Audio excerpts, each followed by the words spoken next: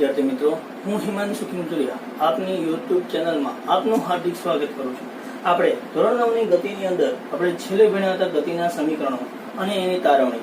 હવે આજે આપણે આ ચેપ્ટરનો છેલ્લો ટોપિક એટલે કે વર્તુળમય ગતિની માહિતી આપણે મેળવવાના છીએ। તો ચાલો વિદ્યાર્થી મિત્રો, હવે પછીનો ટોપિક જોઈએ વર્તુળમય ગતિ। તો જોઈએ વર્તુળમય ગતિ। હવે નામ પરથી જ ખબર પડી ગઈ કે આ ગતિ કેવી હશે, વર્તુળાકાર હશે। હવે વર્તુળાકાર ગતિનું બેસ્ટ ઉદાહરણ લઈએ તો આપણા ઘરમાં જોઈ શકીએ એવો તો કે ઘડિયાળના કાંટાની ગતિ। તો કે તમે જોયું હશે કે ઘડિયાળનો કાંટો છે એ વર્તુળાકાર પથ ઉપર એ વારંવાર છે એ ચક્કર માર્યા જ રાખે છે અને સમયના એક સરખા ગાળામાં એક સરખું અંતર એ પણ કાપે છે, એટલે એ વર્તુળની નિયમિત વર્તુળમય ગતિ કહી શકાય। એટલે કે તમે જોયું તો એ કેવા પથ ઉપર કાપે કરે છે, તો કે વર્તુળાકાર પથ ઉપર ગતિ કરે છે। તો તેથી એની વ્યાખ્યા શું થશે કે નિયમિત વર્તુળમય ગતિ એટલે કે શું? જો કોઈ પદાર્થ, સાંભળજો, જો કોઈ પદાર્થ અચળ ઝડપે વર્તુળાકાર પથ પર ગતિ કરતો હોય તો તે પદાર્થ વર્તુળાકાર ગતિ કરે છે તેમ કહેવાય। જો લખીએ વ્યાખ્યા, જો કોઈ પદાર્થ વર્તુળાકાર પથ પર અચળ ઝડપે ગતિ કરતો હોય તો તે પદાર્થ વર્તુળાકાર ગતિ કરે છે તેમ કહેવાય।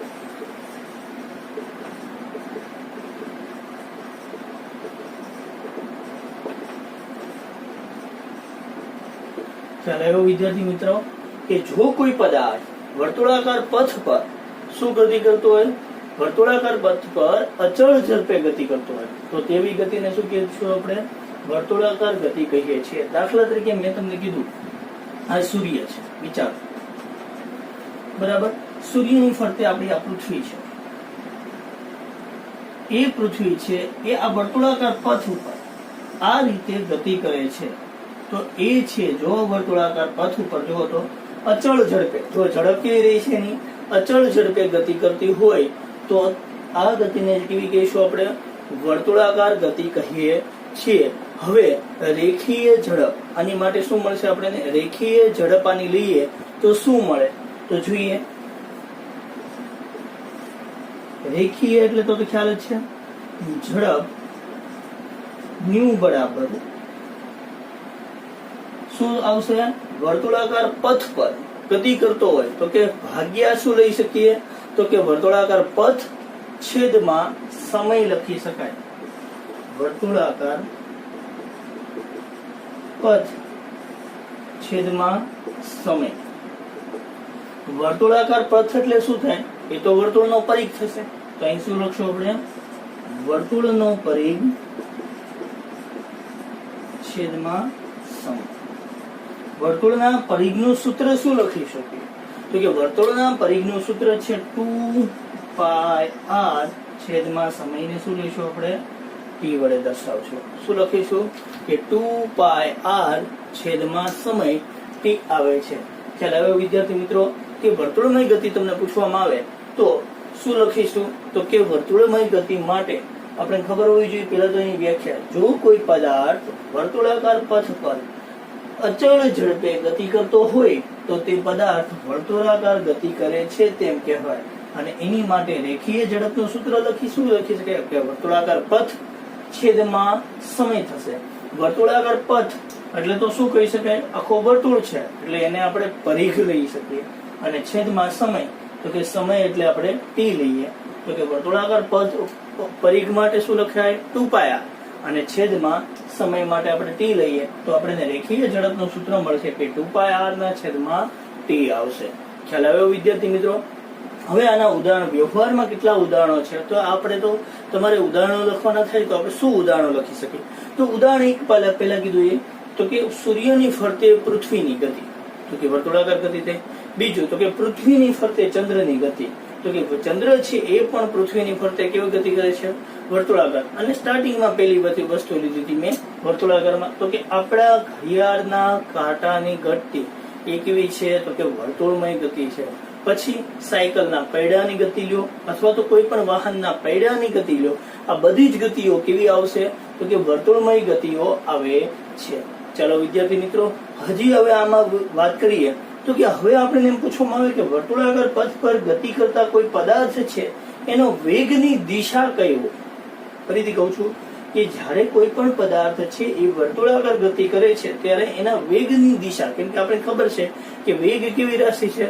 સદિશ રાશિ છે. અને અહીંયા આપણે એમ કીધું કે અચળ ઝડપે ગતિ કરે એટલે કે કોઈ પણ પદાર્થ છે તેનો વેગ હશે, અને એ વેગ છે તો કે એ વેગની વાત કરીએ તો વેગ માટે શું થશે? તો કે આપણે એનો વેગ છે એની દિશા જાણવી હોય તો શું થશે? તો કે વેગની દિશા જાણવા માટે તો કે આ વર્તુળાકાર પથ છે,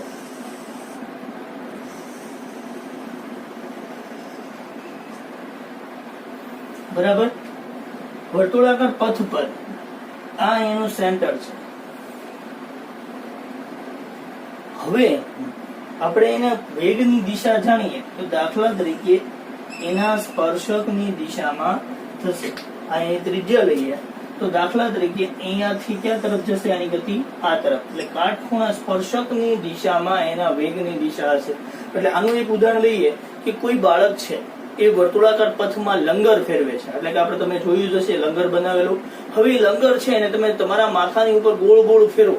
હવે ગોળ ગોળ ફેરવો છે ને અચાનક છોડી દો, એટલે અચાનક તમે છોડી દેશો કોઈ દિશામાં જશે. એટલે તમે પહેલી વાર આમ ઘા કરો એટલે આ દિશાનો વિચાર કરો તો એ દિશામાં આમ ફેરવતા ફેરવતા વારંવાર આ પ્રવૃત્તિ કરો તો તમને ખબર પડશે કે એ દિશામાં જ કેમ પથ્થર ગયો?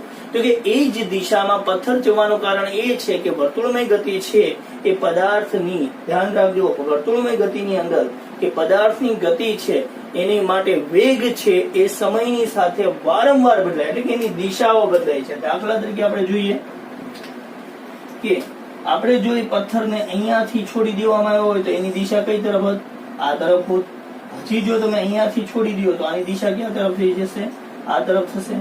એમ વારંવાર જો એની દિશાને જોવામાં આવે તો એની દિશા શું થશે? તો કે વેગની દિશામાં બદલાવ આવે છે.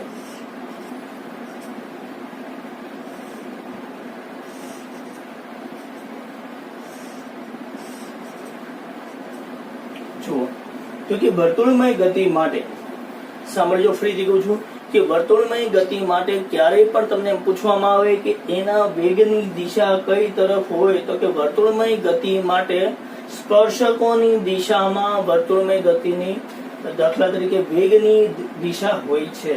ફરીથી તમને વર્તુળમય ગતિ આખી ફરીથી સમજાવું છું. હવે તમને એમ પૂછવામાં આવ્યું કે વર્તુળમય ગતિ એટલે શું? દાખલા તરીકે તમે પેલા જોયેલી છે કે આપણે કયા પથ ઉપર પેલા ગતિઓ જોઈ?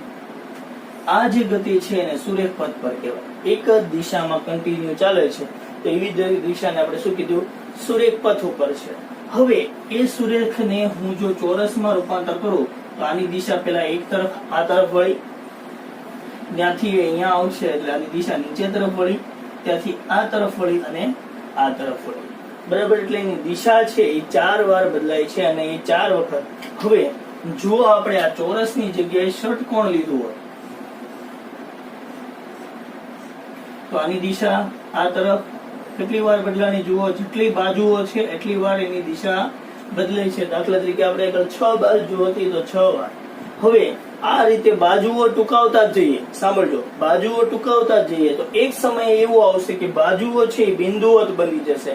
કેવી બની જશે? બિંદુવત બની જશે. અને એ બિંદુવત બાજુઓ છે છેલ્લે વર્તુળમાં પરિણમે છે અને આપણને ત્યારે કઈ ગતિ મળે છે? વર્તુળમય ગતિ મળે છે. ફરીથી કહું છું કે જ્યારે પેલા આપણે 4 બાજુ લઈએ અથવા તો પેલા સ્ટાર્ટિંગ આપણે ત્રિકોણથી કરીએ તો માત્ર 3 બાજુ છે. તો જુઓ દિશા કેટલી વાર બદલશે? 3 વાર. પછી આપણે 4 બાજુઓ લીધી તો એની દિશા કેટલી વાર બદલી? 4 વાર. 6 બાજુ લીધી તો દિશા કેટલી વાર બદલી? 6 વાર. અને એ જ રીતે 8 બાજુ લઈએ તો 8 વાર બદલશે. 10 બાજુ લઈએ અને એક સમય એવો આવશે કે બાજુઓ છે એ નાની ને નાની થતી જશે અને કેવી બની જશે? છેલ્લે બિંદુવત બની જશે. અને બિંદુવત બને છે ત્યારે કેવી ગતિ થઈ જાય છે? વર્તુળમય ગતિ થાય છે. ત્યારે આપણે વર્તુળમય ગતિની વાત કરીએ તો કે વર્તુળમય ગતિ માટે જો કોઈ પદાર્થ, સાંભળજો, કે જો કોઈ પદાર્થ વર્તુળાકાર પથ પર, કેવા પથ પર? જો કોઈ પદાર્થ વર્તુળાકાર પથ પર અચળ ઝડપે ગતિ કરતો હોય કેવી ઝડપે ગતિ કરતો હોય? અચળ ઝડપે ગતિ કરતો હોય તો તે પદાર્થ કેવી ગતિ કરે છે? વર્તુળાકાર ગતિ કરે છે તેમ કહેવાય. કેવી ગતિ કરે છે? વર્તુળાકાર ગતિ કરે છે તેમ કહેવાય. હવે એની આપણે રેખીય ઝડપ જોઈએ કે આપણે એની ઉપરથી કહીએ કે એની ઝડપ કેટલી? ગતિ તો કરે છે પણ ઝડપ એટલે તો રેખીય ઝડપ બરાબર વર્તુળાકાર પથ એટલે કે જે આખો પથ છે તે ભાગ્યા એક પથ પૂર્ણ કરવા માટે લાગતો સમય. અને આખો પથ પૂર્ણ કરે ત્યાં સુધીમાં કેટલો સમય લાગે છે એને આપણે ભાગી દઈએ.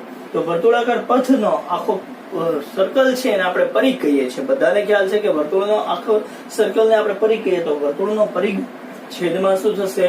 સમય થશે. વર્તુળના પરિઘને હું 2πr વડે બતાવું. જો વર્તુળના પરિઘને કેના વડે બતાવું? 2πr અને છેદમાં સમયને આપણે t વડે બતાવીએ તો ભાગ્યા શું આવશે? t આવશે.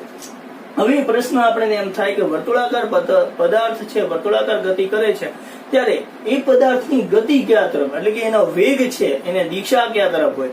તો કે વેગની દિશા જાણવા માટે આપણે એક પ્રવૃત્તિ કરી કે એક કોઈ પણ પથ્થર છે એને દોરી સાથે બાંધી અને લંગર તૈયાર કરો. તમે બધાને જોયેલું જ હશે. હવે લંગરને છે વર્તુળાકાર પથમાં તમારા માથાની ઉપર ગોળ ગોળ ફેરવો. હવે જયારે આપણે એને ગોળ ગોળ ફેરવીએ અને કોઈ ચોક્કસ દિશાની અંદર આપણે એને ઘા કરીએ છીએ એટલે કે એને ગોળ ગોળ ફેરવતા કોઈ આ દિશામાં ઘા કર્યું તો એ દિશામાં કોઈ ફરી વાર પછી પાછળ કર્યો એટલે કે જેટલી વાર આપણે ઘા કરીએ તો પ્રત્યેક વાર અલગ અલગ બિંદુ ઉપર ઘા કરીએ છીએ ત્યારે એની દિશા બદલે છે. આથી આપણે એમ કહી શકીએ કે વર્તુળાકાર પથ પર ગતિ કરતા પદાર્થની વેગની દિશા જો સાંભળજો કે ગતિ કરતા પદાર્થની વેગની દિશા તેને દોરેલા કોઈ પણ વર્તુળાકાર પથ પર દોરેલા સ્પર્શકની દિશામાં હોય છે. સ્પર્શક છે એની માહિતી તમને મેથ્સની અંદર મળી ગયેલી છે. તો કે એની દિશા ક્યાં તરફ હોય? તો કે વર્તુળાકાર પથ પર ગતિ કરતા કોઈ પદાર્થની દિશા એટલે કે વેગની દિશા ક્યાં તરફ હોય? તો કે સ્પર્શકની દિશામાં હોય છે. જેટલા આપણે જોવા અહીંયા તમને મેં સ્પર્શક દોરીને બતાવ્યા છે કે જેટલા પણ સ્પર્શક છે એની દિશા દાખલા તરીકે આ સ્પર્શક છે આને આપણે શું કહી શકીએ? તો કે આ સ્પર્શક છે. સ્પર્શક છે એટલે કે જેટલી જગ્યાએ વર્તુળના જો સ્પર્શકની ડેફિનેશન આપી દઉં આમ તો મેથની અંદર તમે જોયેલી જ છે તો પણ ફરીથી કહું છું. સ્પર્શકની દિશા એટલે કે શું? કે કોઈ પણ રેખા કે કિરણ સાંભળજો કોઈ પણ રેખા કે કિરણ વર્તુળના માત્ર અને માત્ર એક જ બિંદુમાં સ્પર્શે. વર્તુળના કયા બિંદુમાં? એક જ બિંદુમાં સ્પર્શે અને વર્તુળના અંદરના ભાગમાંથી પસાર ન થાય. જુઓ વર્તુળના ક્યાં થાય? માત્ર અને માત્ર વર્તુળના એક જ કોઈ પણ બિંદુને સ્પર્શે અને વર્તુળના અંદરના ભાગમાંથી પસાર ન થાય તો તેવા રેખા અથવા કિરણને શું કહેવામાં આવે છે? વર્તુળનો સ્પર્શક કહે છે. એને શું કહેવામાં આવે? વર્તુળનો સ્પર્શક. એટલે શું કીધું આપણે? જેટલી પણ આમાં સ્પર્શકની દિશા બતાવી તેને શું કહેવામાં આવે છે? વેગની દિશા કહે છે. ચાલો વિદ્યાર્થી મિત્રો હવે આપણે આ ચક્રના એક પછી એક દાખલાઓ લઈએ તો જોઈએ. તો અહીંયા મેં કીધું એક ટ્રોલી ઢોળાવ ધરાવતી સપાટી પરથી 2 મીટર પ્રતિ સેકન્ડના પ્રવેગથી નીચે તરફ ગતિ કરે છે. ગતિની શરૂઆતમાં 3 સેકન્ડના અંતમાં તેનો વેગ કેટલો થાય છે? ચાલો આપણે એક ઢોળાવવાળી સપાટી આપેલી છે અને એમાંથી ગતિ કરે છે એટલે પ્રારંભિક વેગ કેવો હશે? 0. ચાલો લખીએ. પદાર્થનો એટલે કે ટ્રોલીનો પ્રારંભિક વેગ u બરાબર કેટલો લઈ શકશું આપણે? 0 મીટર પ્રતિ સેકન્ડ. હવે આપણે કીધું છે કે 2 મીટર પ્રતિ સેકન્ડ સ્ક્વેરના પ્રવેગથી ગતિ કરે છે. તેથી ટ્રોલીનો પ્રવેગ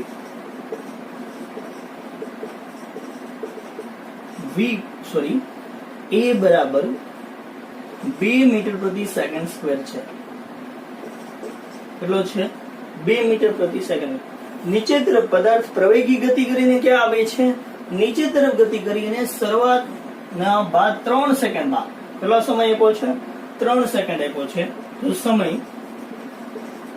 t બરાબર કેટલા આવશે? 3 સેકન્ડ આવશે.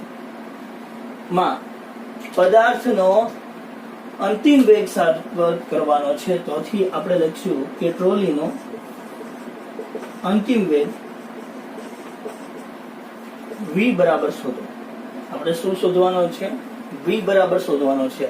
હવે આપણે બધાને ખ્યાલ છે ગતિના સમીકરણનો ઉપયોગ કરીએ. અહીંયા એનો ઉપયોગ કરશું આપણે? ગતિના સમીકરણનો ઉપયોગ કરીએ તો ગતિનું સમીકરણ છે કે v બરાબર u પ્લસ at. કયું હતું? v બરાબર u પ્લસ at. આ સમીકરણનો ઉપયોગ કરી અને આપણે વેગ અંતિમ વેગ શોધી શકશું. તો કે v એમ નામ રાખો, u બરાબર કેટલા આપ્યા છે મને 0 પ્લસ a બરાબર છે મારી આગળ 2 ગુણ્યા t બરાબર છે 3, એટલે v બરાબર 0 પ્લસ 3 દુને 6, તેથી v બરાબર 6 મીટર પ્રતિ સેકન્ડ આવશે. એટલે અંતિમ વેગ કેટલો આવશે ટ્રોલીનો 6 મીટર પ્રતિ સેકન્ડ. ચલો આ દાખલો 2 માર્કની અંદર પૂછાઈ શકે છે. ફરીથી હું તમને એક વખત આ દાખલાને સમજાવું. તો કે એક ટ્રોલી ઢોળાવ ધરાવતી સપાટી પર, સાંભળજો, એવી ટ્રોલી છે એ ઢોળાવ ધરાવતી સપાટી પર મૂકવામાં આવે છે. દાખલા તરીકે આ ઢોળાવ વાળી સપાટી છે અને અહીંયાથી તમે ટ્રોલી મૂકો છો, એટલે એનો પ્રારંભિક વેગ કેટલો લીધો આપણે 0. એટલે એનો પ્રારંભિક વેગ આપણે કેટલો લઈ લઈએ છીએ 0 લઈએ છીએ. 2 મીટર પ્રતિ સેકન્ડના સ્ક્વેરના પ્રવેગથી ગતિ કરે છે. કેટલી ગતિ કરે છે? અહીંથી આ પદાર્થ પડે છે એટલે નીચે તરફ પહોંચતા પહોંચતા એને કેવો થાય છે 2 મીટર પ્રતિ સેકન્ડનો પ્રવેગ પ્રાપ્ત કરે છે. એટલે ટ્રોલીનો પ્રવેગ આપણે લખી નાખ્યો છે a બરાબર 2 મીટર પ્રતિ સેકન્ડ સ્ક્વેર છે. ગતિ કરે અને ગતિની શરૂઆત બાદ 3 સેકન્ડમાં, એટલે આપણે એને સમય આપી દીધો છે કે સમય t બરાબર કેટલો લેવાનો છે 3 સેકન્ડમાં તેનો અંતનો વેગ એટલે અંતિમ વેગ v બરાબર આપણે શોધવાનો છે. આપણે આગળ ગતિના સમીકરણો હતા એની ઉપરથી આપણે એક સમીકરણ લીધું કે v બરાબર u પ્લસ at. કયું સમીકરણ લીધું? v બરાબર u પ્લસ at. તો v બરાબર u એટલે આપણે આમાં 0 આપેલા છે એટલે 0 લખ્યા, પ્લસ a એટલે આપણે આગળ 2 મીટર પ્રતિ સેકન્ડ સ્ક્વેર હતા એટલે 2 a ના, અને t એટલે 3 એટલે 0 એમ નામ રાખ્યા, 2 તેરીને 6. એટલે અંતિમ વેગ છે v બરાબર કેટલો આવશે 6 મીટર પ્રતિ સેકન્ડ. એટલે અહીંયાથી ઢોળાવવાળી સપાટીમાં કોઈ ટ્રોલી છે અહીંયાથી અહીંયા પહોંચતા એને કેટલો વેગ પ્રાપ્ત કરી લે છે 6 મીટર પ્રતિ સેકન્ડ નો વેગ પ્રાપ્ત કરે. બીજું ઉદાહરણ લઈએ તો કીધું કે એક પથ્થર ઉધર્વ દિશામાં, હવે આપણે વિચારીએ છીએ ઉધર્વ એટલે ઉપરની તરફ, એટલે તમે અહીંયાથી પથ્થરને ઉપરની તરફ ફેંકો છો. એક પથ્થરને ઉધર્વ દિશામાં 5 મીટર પ્રતિ સેકન્ડના વેગથી ફેંકવામાં આવે છે. એટલે પથ્થરનો પ્રારંભિક વેગ u બરાબર 5 મીટર પ્રતિ સેકન્ડ છે.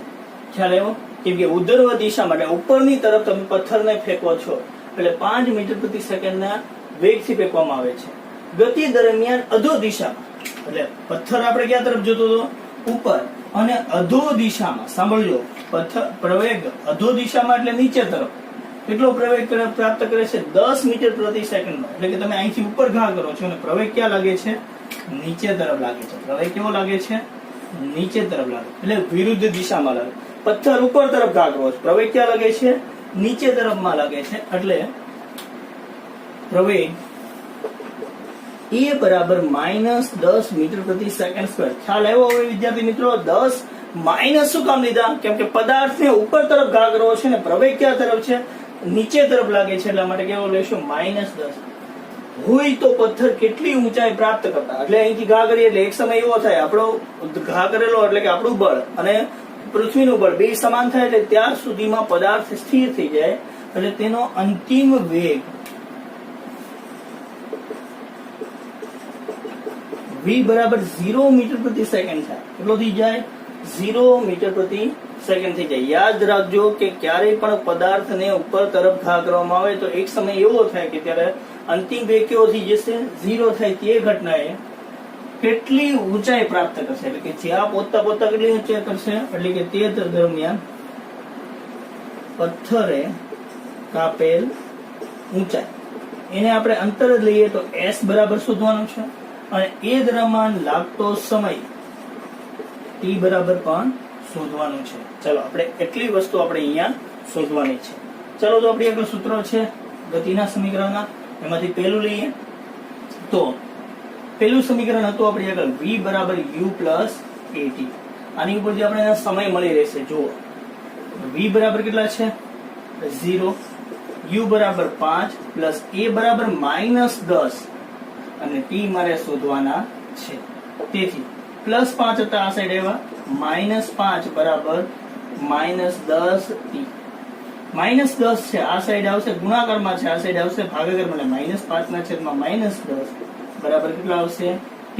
માઇનસ માઇનસ કેન્સલ કરી દો એટલે t બરાબર 5/10 10 5 ભાગ્યા 10 એટલે કેટલા કરશું 0 પોઈન્ટ કેટલા થશે 5 પોઈન્ટ કાપ્યો એટલે કેટલા આવશે 0.5 સેકન્ડ એટલે આપણે એને ત્યાં સુધી પહોંચતા પદાર્થ કેટલો સમય લે છે 0.5 સેકન્ડ લે છે એટલે અહીંથી તમે ઘા કરો છો અને એ દરમિયાન કેટલો સમય લાગશે 0.5 સેકન્ડ લાગે છે હજી મારે બીજી વસ્તુ શોધવાની છે શું શોધવાનું છે તો કે એ દરમિયાન કાપેલ ઊંચાઈ તો આપણને ખબર છે કે 2as બરાબર સૂત્ર છે b² માઇનસ u². બીજું સૂત્ર કેવું લેશું આપણે 2as બરાબર b² માઇનસ u². 2 a એટલે તો -10 આપણને ખ્યાલ છે s મારે શોધવાના છે b² એટલે 0 નો વર્ગ માઇનસ u² એટલે 5 નો વર્ગ 10 દુને 20 પણ કેવા આવશે -20 ઇન્ટુ s બરાબર 0 નો વર્ગ 0 માઇનસ સૂત્રના 5 નો વર્ગ 25 તેથી -20s બરાબર -25 ચાલો તો આ ગુણાકારમાં છે આ સાઈડ આવશે ભાગાકારમાં એટલે s બરાબર -25 ના છેદમાં -20 તેથી માઇનસ માઇનસ બંનેમાંથી કેન્સલ કરી નાખો એટલે 25 ભાગ્યા કેટલા આવશે 20 તેથી s બરાબર 25 ભાગ્યા 20 કરીએ તો જોઈએ તો આપણે અહીંયા